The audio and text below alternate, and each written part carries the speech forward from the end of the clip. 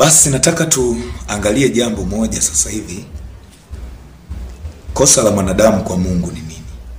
Mpaka tunasema mwanadamu amekosana na Mungu. Amefanya nini?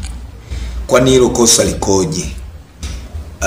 Ni muhimu tujue hili kwa sababu taswira za wengi ziko tofauti. Wengine wanasema kosa kubwa ni kuua, wengine wanasema ni kuiba, wengine wanasema ni uzinzi. Kila mmoja anavyoweza kuzungumza juu ya swala la kosa la mwanadamu mbele za Mungu.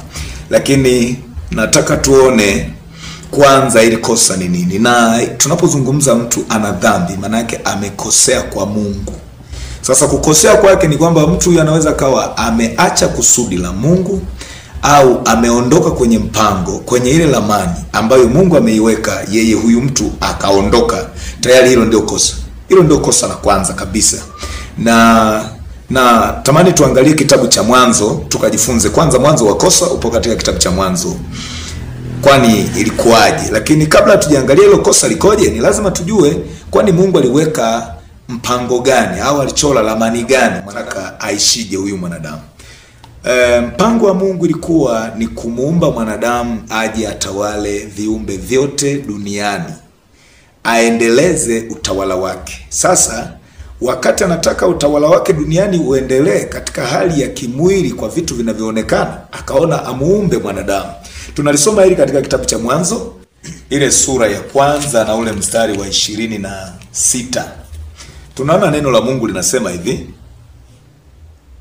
Mungu akasema, na tumfanye mtu kwa mfano wetu na kwa sura yetu, wakatawale samaki wa baharini na ndege wa angani na wanyama wa nchi yote, pia na kila chenye kutambaa kitambacho juu ya nchi. Unaona sasa?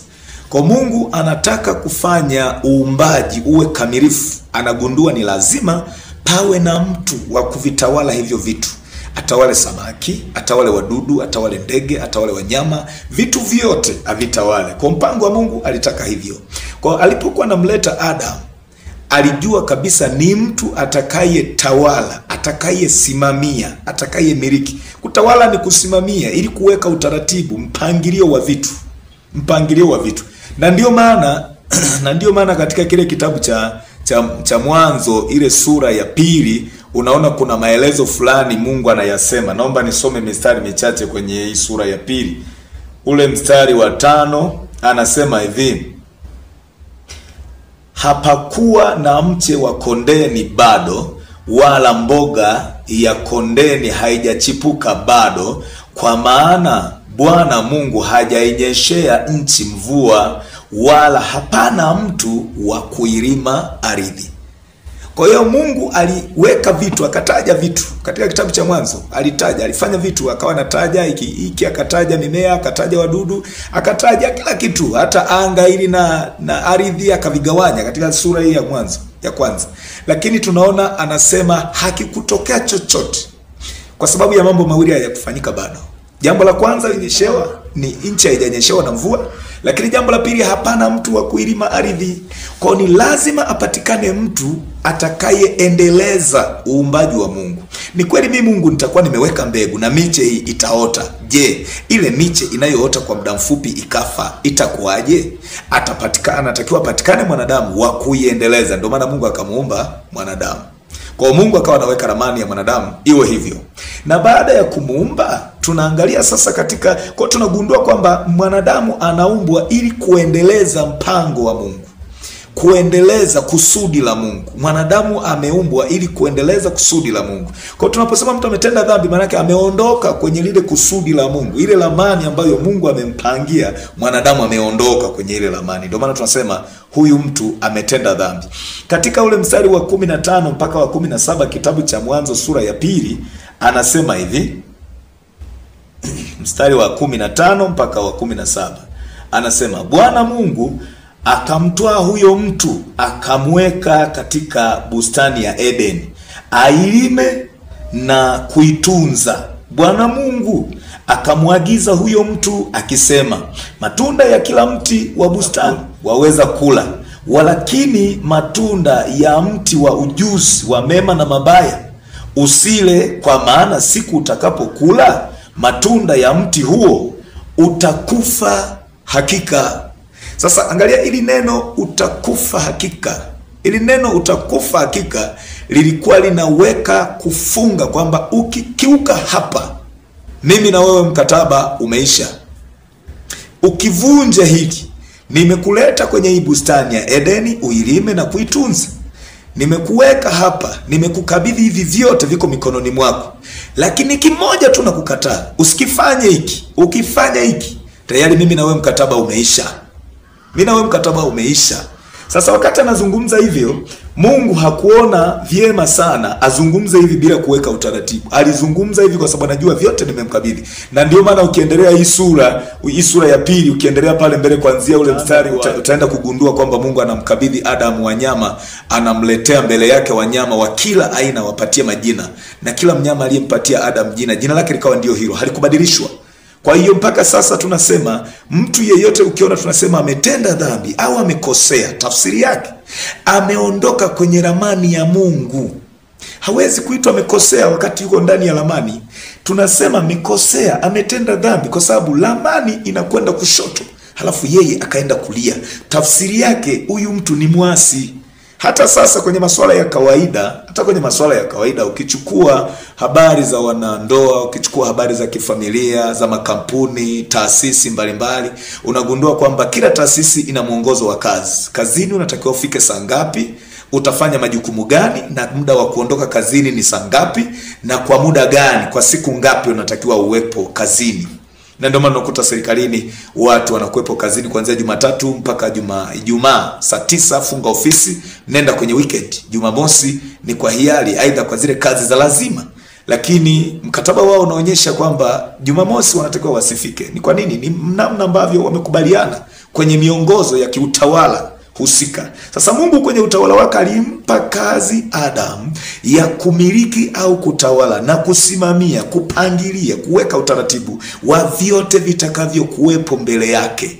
Mungu akamkabidhi vyote, na akamkabidhi ardhi, akamkabidhi mimea, akamkabidhi wanyama, akamkabidhi wadudu, vyote vikawa miliki yake. Na mpaka sasa ndivyo ilivyo. Mwanadamu yeyote ana haki ya kumiliki, ana haki ya kutawala vitu, kwa sababu Mungu aliweka mamlaka juu ya mwanadamu kutawala vyote vilivyopo duniani. Sasa kosa lilikuja wapi? Tunaposema alitoka kwenye mstari mwanadamu, kosa lilikuja pale Eva aliporuhusu kumsikiliza nyoka. Pale ndio chanzo cha matatizo yalipoanzia. Inapaswa kumsikiliza Adam, na Adam anajua wa kumsikiliza ni Mungu, basi nyoka asingesikilizwa. Tendo la kutoa nafasi ya kumpa nafasi shetani ya kusikilizwa lilikuwa ni moja ya kosa kubwa, kwa sababu kwanza hawajuani na shetani ametokea wapi. Yeye amekuja kama nani? Kwa nini aje leo hii aanze kuzungumza hizi habari? Anayajulia wapi haya matunda? Anakuja kutupa leo hii masharti ya kutoka wapi? Utaratibu anaoutoa yeye anatufahamu sisi, anaotupatia utaratibu. Kwa kosa kubwa alilolifanya kuondoka kwenye ramani lilitokana na kwamba alimsikiliza nyoka. Laiti asingemsikiliza, asingeweza kufanya dhambi. Hebu tuone katika kitabu cha Mwanzo ile sura ya 3, tuone ule mstari. Naomba nianze ule wa 4. Anasema nyoka akamwambia mwanamke, hakika hamtakufa, kwa maana Mungu anajua ya kwamba siku mtakayokula matunda ya mti huo mtafumbuliwa macho, nanyi mtakuwa kama Mungu, mkijua mema na mabaya. Unaona mambo haya? Kwa hiyo tatizo ni kwamba alipompa kusikiliza, jamaa kajua nategua wapi ili ni wakamati, nategua wapi, akategua pale.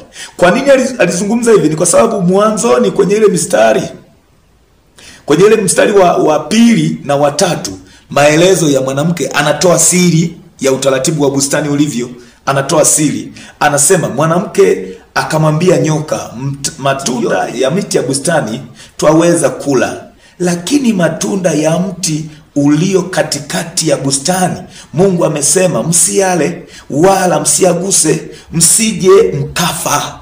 Naona sasa, kwa tayari kitendo tu cha kuruhusu kumsikiliza, akaingiza kosa la pili, akatoa siri ya kambi Hii tunaita siri ya kambi. Mungu amefanya siri na wao. Matunda ya mti wa ujuzi wa mema na mabaya msiguse wala kuyala. Yeye anatoa siri, anasema eti amesema tukila tutakufa. Nyoka ndiye anategwa, kumbe tatizo lenu ni hili, na sifa yake ameiweka hapa. Kiunganishi kati yenu na Mungu kiko hapa. Sasa mimi ndo nakuja kutegua hapo. Ndio maana akamwambia hakuna, ila Mungu alijua siku mtakapokula mtafumbuliwa macho, mtakuwa mnaelewa mema na mabaya, mtakuwa kama yeye.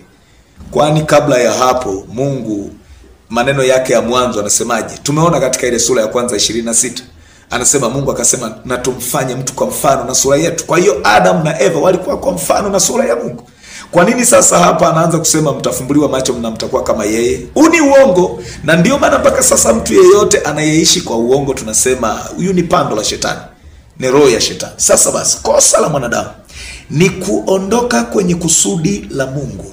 Yeye alipewa mipaka, matunda yote utakula, lakini huu mmoja usiguse. Mpaka leo binadamu amepewa matunda yote, anaweza kula, anaweza kufanya biashara, anaweza kulima, anaweza kuwa mfugaji, anaweza kusoma, anaweza kufanyaje, vyovyote vile anaweza kufanya, lakini angalie asiliache neno la Mungu. Ni lazima amwabudu Mungu. Sasa kama mtu hamwamini Yesu, mpaka leo mtu hamwamini Yesu, kumwamini Yesu haijalishi, lakini hamwamini Yesu, anakwenda motoni. Anakwenda motoni. Yaani hiyo haijalishi, anakunywa hanywi, anaiba haibi, anaua haui, anatukana hatukani, ila hajamwamini Yesu, anakwenda motoni. Hiyo haina chenga. Haina chenga. Naomba nihitimishe kwa lile andiko lililopo katika kitabu cha Yohana sura ya 3. Uone maneno haya yalivyo. Yaani hii haina chenga. Na ndio msingi mkubwa ambao mpaka dakika hii mwanadamu yeyote anapaswa aelewe. Anapaswa aelewe mwanadamu yeyote. Kitabu cha Yohana ile sura ya 3, nasoma mstari wa 18. Anasema hivi: amwaminie yeye hahukumiwi, asiyeamini amekwisha hukumiwa, kwa sababu hakuliamini jina la mwana pekee wa Mungu. Kwa hiyo mtu asiyemwamini Yesu amekwisha kuhukumiwa. Ina maana mpaka dakika hii yupo kwenye hukumu. Kwa sababu hili neno amekwisha kuhukumiwa, sio kwamba atahukumiwa, maana yake ingekuwa ni baadaye. Sasa hii amekwisha kuhukumiwa, ina maana tayari hukumu imeshafungwa, amehukumiwa. Na ndio maana mtu aliyeko katika dhambi anaishi maisha ya tabu sana. Kila atakachokifikiria mara nyingi lazima afikirie, hivi ninavyofikiri kwa Mungu na kubalika?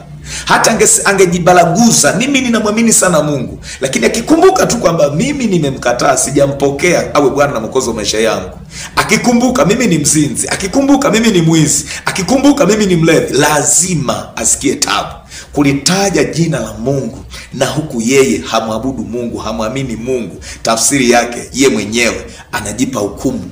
Maana kila amwaminie hahukumiwi, bali asiyeamini amekwisha kuhukumiwa, kwa sababu hakuliamini jina la mwana pekee wa Mungu. Haya maneno yako wazi, hayahitaji kusema nimefunuliwa, sijui nimeota ndoto, sijui namsubiri malaika. Yako wazi. Yaani mtu yeyote hata asiyejua kutafsiri Biblia akiyasoma haya maneno kama yalivyoandikwa ataelewa.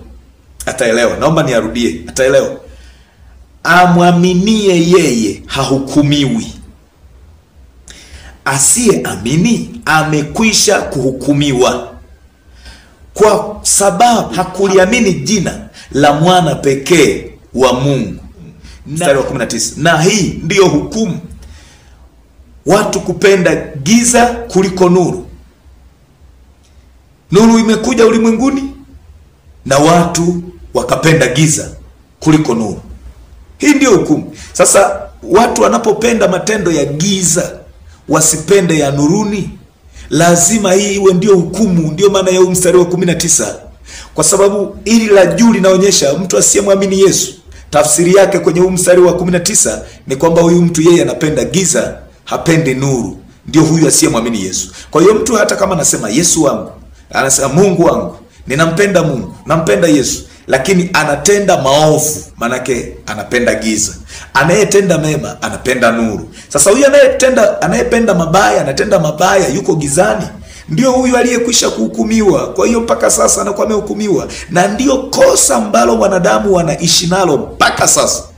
Mpango wa Mungu wa kumleta Yesu Kristo duniani ulikuwa kila amwaminie asipotee, kila amwaminie asipotee. Sasa watu wanasahau, badala ya kumwamini Yesu wanaamini miujiza, badala ya kumwamini Yesu wanaamini dhehebu, badala ya kumwamini Yesu wanaamini fedha, badala ya kumwamini Yesu, yani wanaamini vitu vya ajabu ajabu, hawamwamini Yesu. Lakini mpango ilikuwa ni kumwamini Yesu. Na ndio maana ya ule mstari wa 16 anasema, kwa maana jinsi hii Mungu aliupenda ulimwengu hata akamtoa mwanae pekee, ili kila mtu amwaminie asipotee, bali awe na uzima wa milele. Kwa hiyo mtu asiyemwamini Yesu, hata angekuwa anaomba sana, hata angekuwa anafanya miujiza mingi, hata angekuwa na mambo ya ajabu, anakwenda motoni vizuri tu, kwa sababu yeye yuko nje na kusudi aaminiwe Yesu. Aaminiwe Yesu peke yake, wala kusiwe na kingine. Usiamini kitu kingine chochote. Unaposikiliza injili, cha kwanza wewe unajua ina makusudi ya kukuleta wewe kwa Mungu kwa njia ya Yesu Kristo. Na ndio maana tunasema muamini Yesu Kristo. Tunapotangaza injili, tunaposoma neno la Mungu, tunahubiri, hatuelekezi kwingine kokote, tunaelekeza kumwamini Yesu awe Bwana na Mwokozi wa maisha yako. Ninaamini nimezungumza na mtu sahihi, maneno sahihi, kwa wakati sahihi. Kwa hiyo ninaamini kwamba wewe utakuwa miongoni mwa watu watakaopokea na kuelewa maana ya neno la Mungu na kuliishi. Mungu akubariki sana.